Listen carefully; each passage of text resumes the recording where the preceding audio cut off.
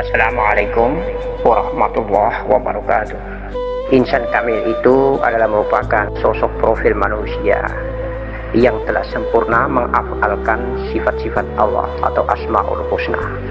Ada dua metode, dua sarana cara untuk mengafalkan sifat Allah atau Asmaul Husna ini. Beberapa metode untuk mengafalkan asma-asma Allah Subhanahu wa taala dalam 99 asma, dan mengafalkan dalam perbuatan ma'rifat billah tingkat tertinggi mengafalkan asma yang ke-100, yaitu alif diri itu sendiri, zatullah. Insyaallah, maka yang pertama metode itu dengan kesengajaan berpikir, mengingat dalam ilmu dan pengetahuan melalui kajian dan olahan manajemen akal. Kemudian kita mulai memerankan, mulai mempraktikkan, mulai mengejawantahkan, mewujud menyatakan nama daripada asma Allah ini di dalam perbuatan kita sehari-hari, di dalam perbuatan batang tubuh kita sehari-hari. Yang paling benar di dalam mengafalkan kesempurnaan yang disebut dengan insan kamil adalah laduni Allah Subhanahu wa taala. Ketika melalui mujahadah tafakur, mujahadah zikir illallah, maka insya Allah terfananya, terleburnya batang tubuh, jiwa, nafas di dalam zat Allah, maka yang ada hanyalah zat Allah. Sehingga laduni dan karomah, jadab mujadab, spontan, refleks spontan, gerakan-gerakan Allah semata.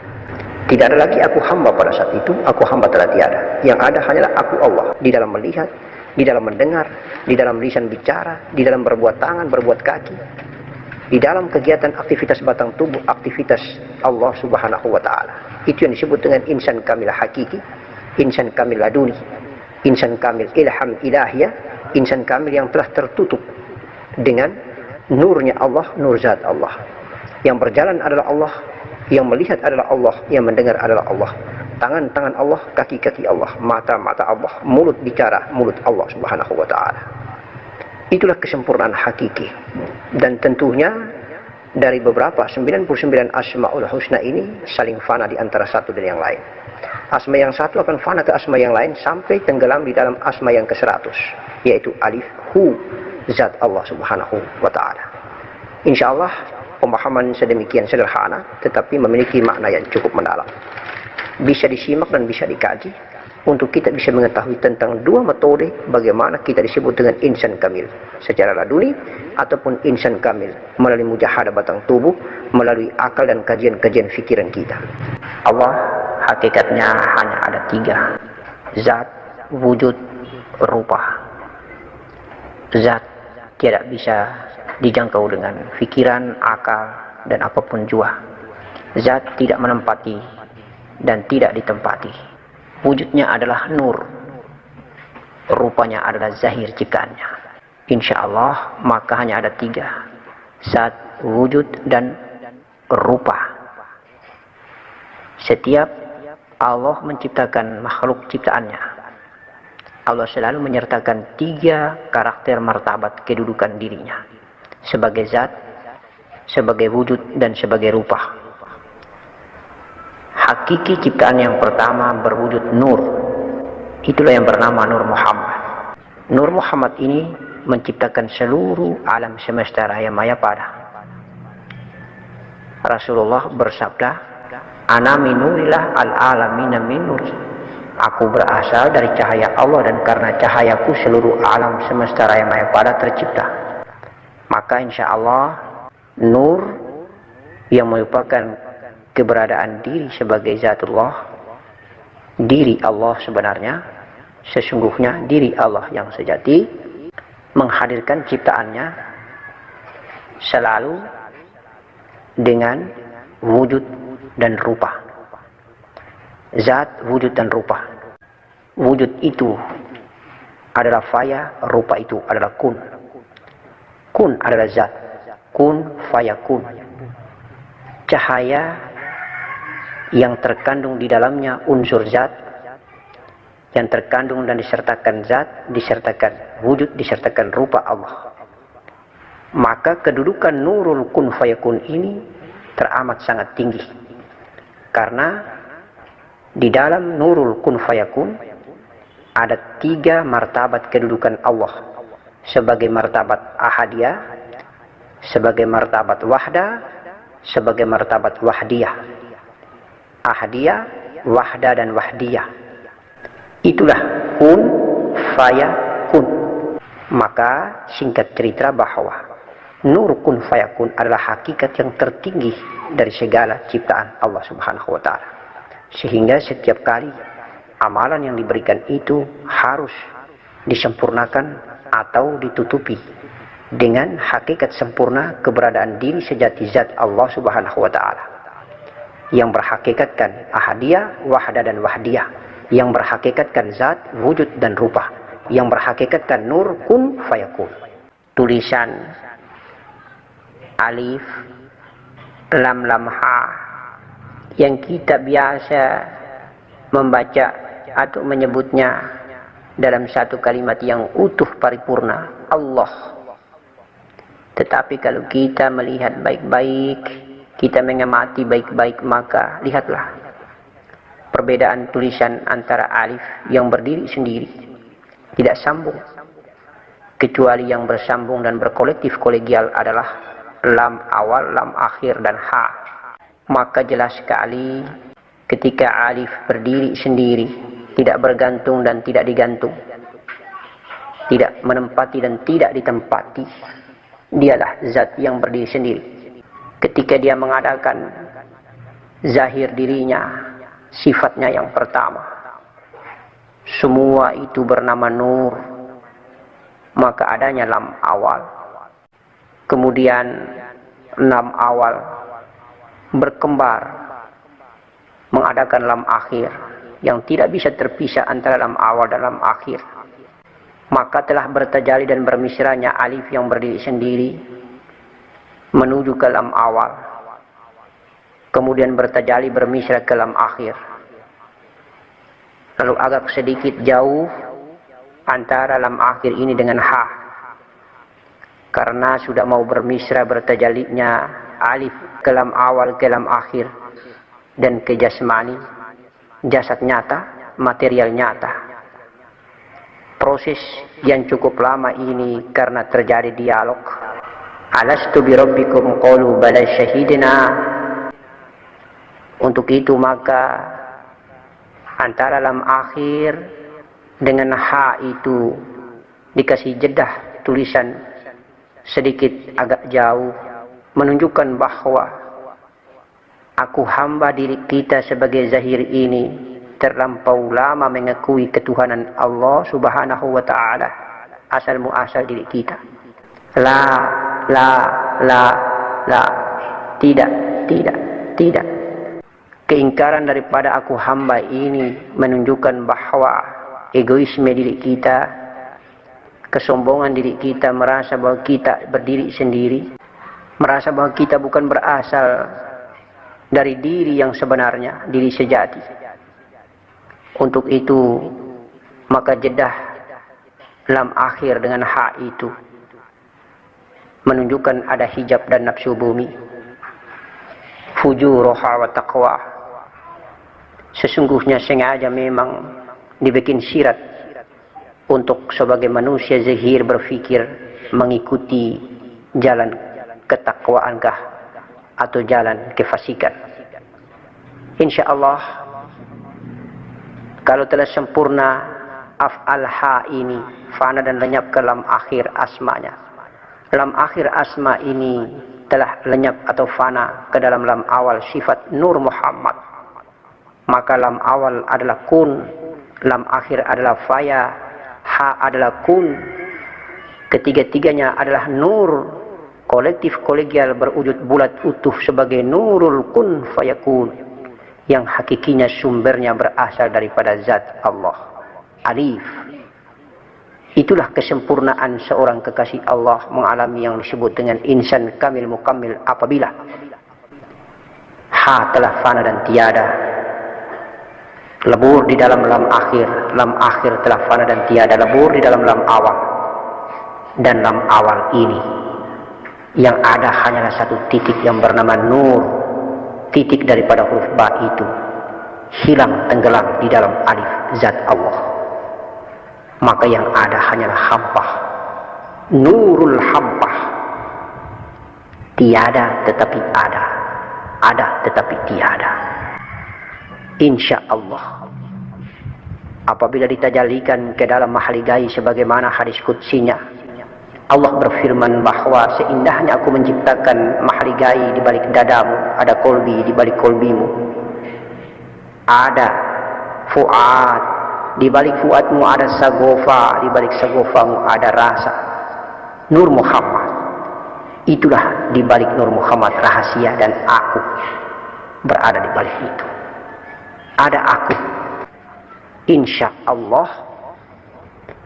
Maka insya Allah yang hanya tenggelam ke dalam zat Allah hanyalah rasa, hanyalah Nur Muhammad. Karena hakikat Nur Muhammad adalah rasa, rasa itu adalah Nur Muhammad. Maka hanya dengan rasa kita bisa bertemu, bermusyahadah, bercakap-cakap, berdialog dengan kekasih Allah, zat kekasih kita, zat yang menciptakan kita, zat yang mulia dan agung, zat yang indah rupawan. Subhanallah wa bihamdi subhanallahal azim.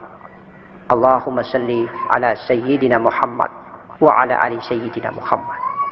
Mudah-mudahan Allah menurunkan ilham ilahiyah ke dalam akal ini, ke dalam otak ini, untuk kita bisa mengkaji, untuk kita bisa bertafakur, dan sampai ke makom yang lebih tinggi dari tafakur, yaitu tatattur.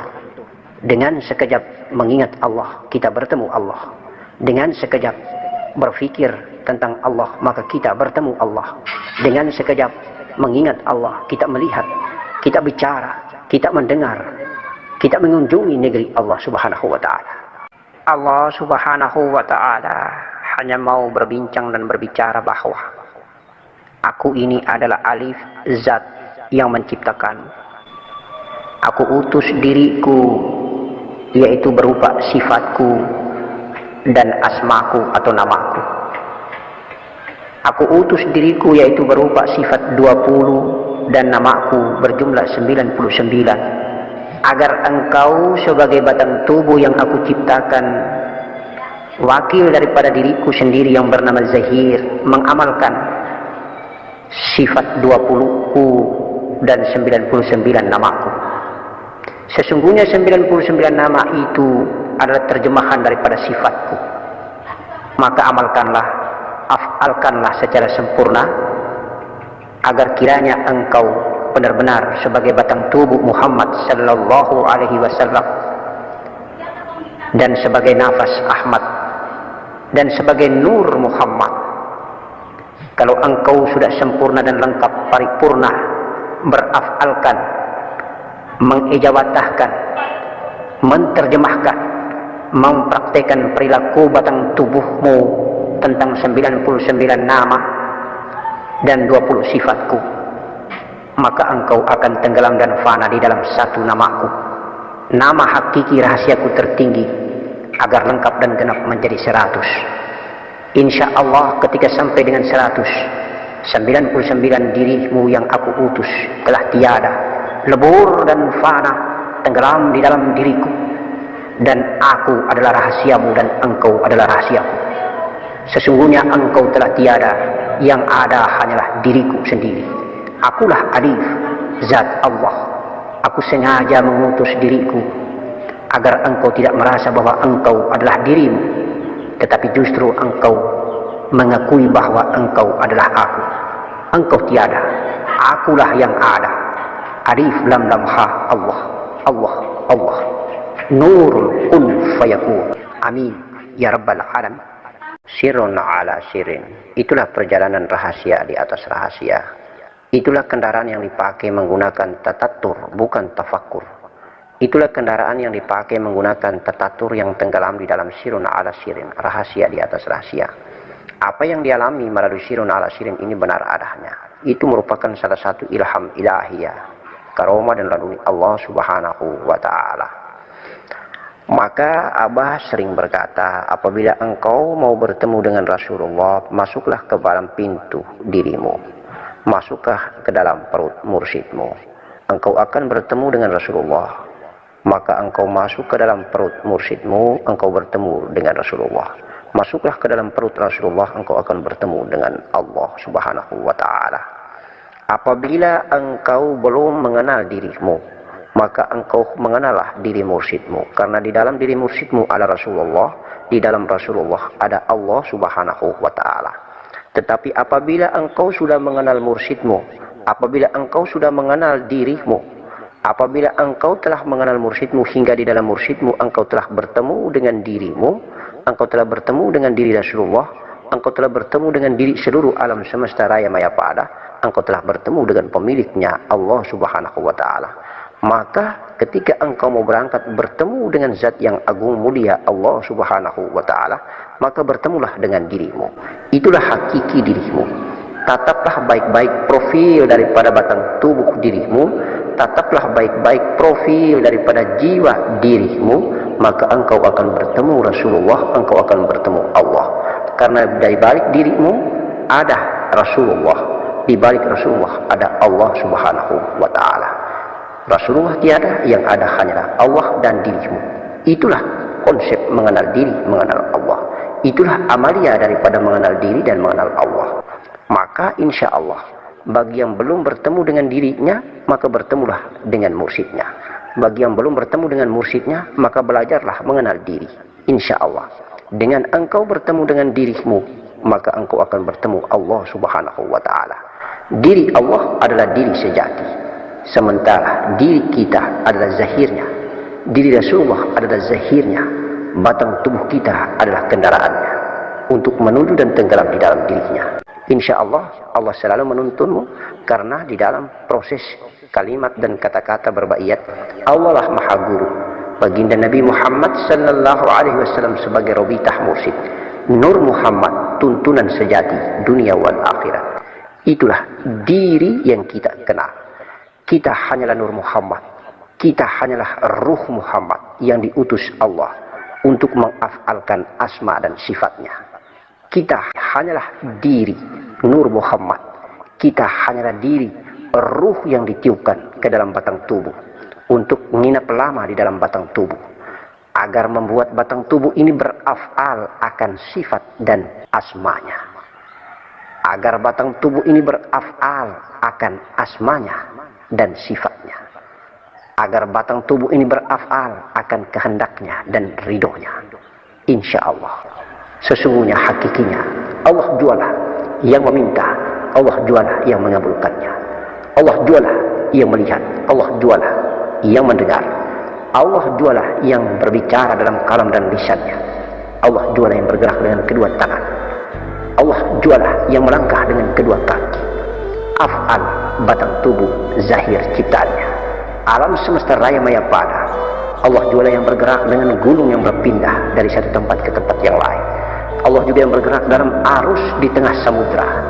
Allah juga yang bergelombang di atas permukaan lautan yang indah.